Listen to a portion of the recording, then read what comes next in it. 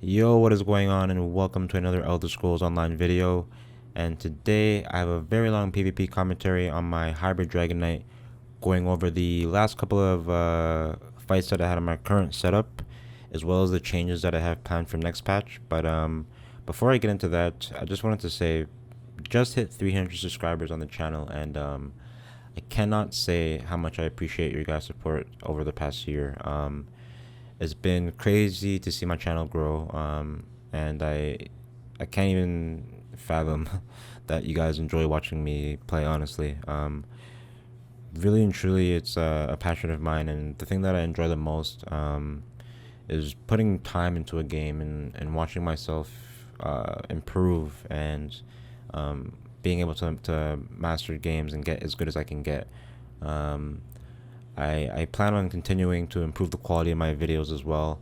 And if you guys haven't been able to tell, I got a much better microphone, so I don't have that janky thing anymore. But yeah, if you guys are new here and you haven't subscribed yet, then definitely hit the subscribe button because I upload almost weekly, and I play multiple builds. But the first half of this video is, like I said, the last couple of fights that I had on my current setup. But if you guys haven't watched my last video that I had talking about the changes in the PTS, I kind of mentioned that with the changes that are going through, if they go through the way they are, my build's going to be losing too much damage to be leaving things the way they are. So I did end up changing out only really an ultimate, to be honest, and one of the sets, but I did change up the playstyle a tiny bit. Um, if you guys have been watching the build for a while, you have seen that um, because of the Sun and Flame set, the heavy attack is a pretty vital part of my combo and my damage. And as the meta has changed and gone over time, I've noticed that it's just gotten a little bit hard to land heavy attacks as I've gotten into those increasing numbers of people. In a 1v1, it's fine to use, but once you're outnumbered, it becomes quite hard to land the heavy attack on each target. So the set that I changed out was Sunder Flame for flanking, and it's actually gonna work out quite well actually because I've already been playing in that playstyle where I've been getting onto the flanks of my enemies once I get them into the petrify. So I don't really have to make too much of an adjustment to that set. And the really cool thing is as well, I've tested it out. I'm pretty sure that the weapon damage that you get from being behind somebody is also converted into spell damage as well because I'm using the Pelennel set. So it's a pretty cool set to pair with this build. And the only playstyle change that I really had was just going for less heavy attacks, to be honest. And because I have the flanking set, my light attacks do quite a bit more damage, so I don't have to rely on that heavy attack every single time to do damage, as you guys are gonna see. But once we get to those clips, I will kind of go over that a little bit more. But yeah, let's get into these fights that I had on my current setup.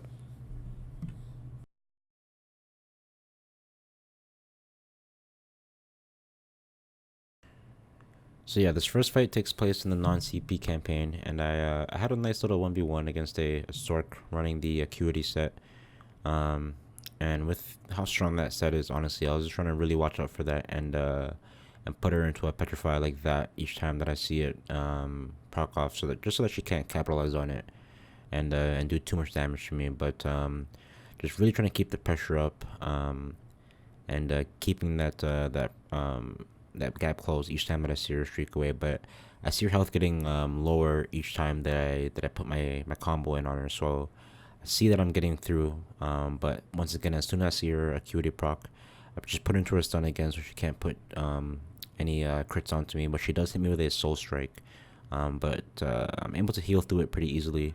And then I try to hit her with a flawless and execute, but she does streak away, but the dot from the flawless there does finish off.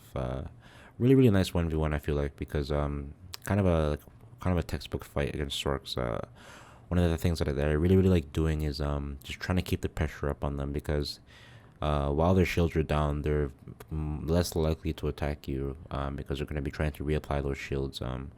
So really nice fight that I had against the Sork. And then I just do a little lap here, and then I end up back around the keep, and I see a couple of more players coming outside. So I decided to just kind of move away and get to some line of sight to make my fight a little bit easier. But it's only the Templar that ends up coming down and following me here. So I try to see if I can take him out before any of the other players show up. But he is a sword and board Templar. Even though I'm able to get my ultimate in on him there, while he has his buffs down, it's gonna be very hard to take him out while he has my minor mending up and everything. So I'm realizing that I'm gonna have to take him out of these buffs here if I'm gonna be able to kill him. So as soon as I see some more players coming down from the keep here, I'm gonna decide to do that in a second. But I'm just gonna try to build up a little bit more ultimate so I can turn on him when I decide to do that. And once I start taking a little bit more pressure, I just have to go behind this rock here. But I take a little bit of a nasty stun, and then take a bit more damage than I wanted to. And he decides to turn the pressure on me. But I do have my ultimate up there, so as soon as I see myself get low, I hit him with that Berserker Strike. And because he doesn't have his buffs down, you see how much more damage I'm able to do with that combo. And I get a very nice combo on him on there. And then I immediately jump on the Nightblade, and he's not really able to react after putting him into the stun. And I get a beautiful combo on him there with the fully charged heavy attack. And then I see another player running by. I think it's a Magic Nightblade this time. And this kind of goes into what I was saying with the playstyle already being kind of suited for flanking. You see here in this fight, I'm kind of staying on her sides, but the reason that I'm doing it in this fight is just to try to stay out of her line of sight, as you see here, and just kind of almost confusing her and trying to landing attacks on me, and then I'm able to just reset and get the combo in on her again there and get the kill. But once I use the flanking set, doing that same thing will be able to get me more damage as well. But I see a couple of players running by, and they're chasing a DC player, so I just try to see if I can give him a hand here. And I honestly should have just killed that Sork instead of going in on this Necro. But I decided to jump on the Necro, and I see in the back there that the Sork finishes him off. But the Necro doesn't end up healing after I put my combo in on there, so I just go for an ultimate and finish him off. But that might have been a bad idea because this was the same Sork that was running the Acuity set. And because my ultimate and my potion is down now, and we're in a kind of a more open field, she's able to get more space on me, and I'm not able to keep as much pressure on her. And you see each time that the Acuity procs, she's able to capitalize on it so much more effectively, and she's able to take me out. But still a nice couple of little fights there nonetheless. Now, these next fights are going to be with the flanking set and the dual wield ultimate. Now, being that this is the current patch and they haven't changed the way that the dual wield ultimate works yet, they're going to be making it a cone so that it's a lot easier to hit. But I just put it on right now just so I can kind of get into the habits and playstyle of using it. And I am playing with Shady here, like I mentioned. I'm going to leave his YouTube and his Twitch down in the description. Definitely give his channel a check out there and let him know that I sent you. Really nice player, really nice and skillful. He plays on the he used to play Nightblade for a really long time, but he plays Stamina Necro now. But yeah, definitely give him a shout.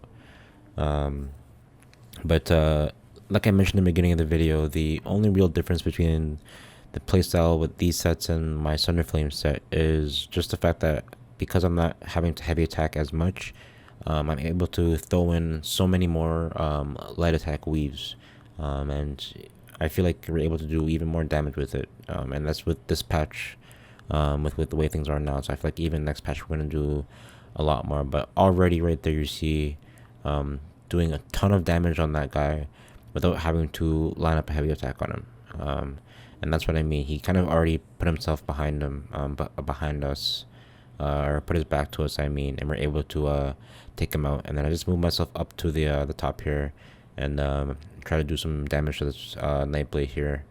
And I honestly don't know how he shot himself there, because I don't have the reflect anymore. But you see, each time these players turn their backs to me, it just makes it so much easier to get that extra damage from the flanking set without me having to put them into a stun. And literally just hitting them with light attacks, and going for those weaves with the flame lash and the running slashes.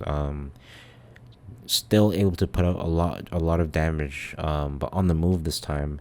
And then the cool thing about it is, if we are able to run somebody out of resources and get them into a long stun, we can still go for that heavy attack, and like that right there, and we can still go for that heavy combo if we have the time for it. But we're not relying on that every single time now. So I really do like the way that this play style kind of frees up the combos, and allows me to play.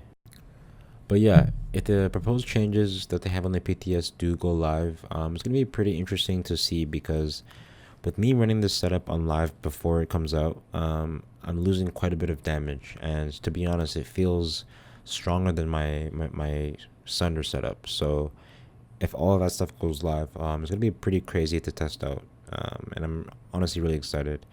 And then the other thing as well is the dual wield ultimate. I've always wanted to use that ability, but with the way that the animation is currently, it's like almost impossible to hit people with.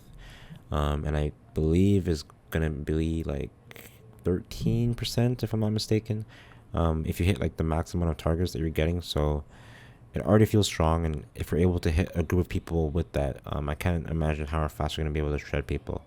But yeah, I'm very, very excited. And you see right here, without having to land the heavy, getting a little bit of help from the ultimate there, but just we're able to do so much damage without relying on that heavy attack each time right now. So I'm planning on practicing this setup a little bit more, and I want to bring you guys some more fights once I get some more practice on it. But yeah, if you guys enjoyed the video, hit that like button. I really appreciate the support. If you're new here and you want to see more Elder Scrolls Online videos, hit that subscribe button, because I upload weekly, like I said. But yeah, thank you guys so much for watching. I'm just gonna let the rest of this fight play out, and have a great day.